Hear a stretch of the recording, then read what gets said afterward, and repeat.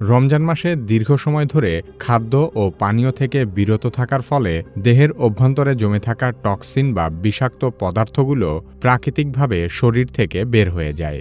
Liver, kidney এবং অন্যান্য অঙ্গগুলো এই সময়ে তাদের কার্যকারিতা পুনরুদ্ধার করে। রোজার সময় পাকস্থলী এবং হজমতন্ত্র বিশ্রাম পায়, যা হজমশক্তি উন্নত করতে সাহায্য করে।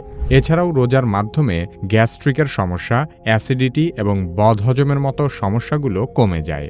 আমরা যখন দীর্ঘ সময় ধরে খাদ্য গ্রহণ থেকে বিরত থাকি, তখন শরীর গ্লুকোজের পরিবর্তে সঞ্চিত চর্বি থেকে শক্তি উৎপাদন শুরু করে। এই প্রক্রিয়া কিটোসিস নামে পরিচিত, যা শরীরের অতিরিক্ত চর্বি কমাতে সাহায্য করে এবং ওজন নিয়ন্ত্রণে গুরুত্বপূর্ণ ভূমিকা পালন করে।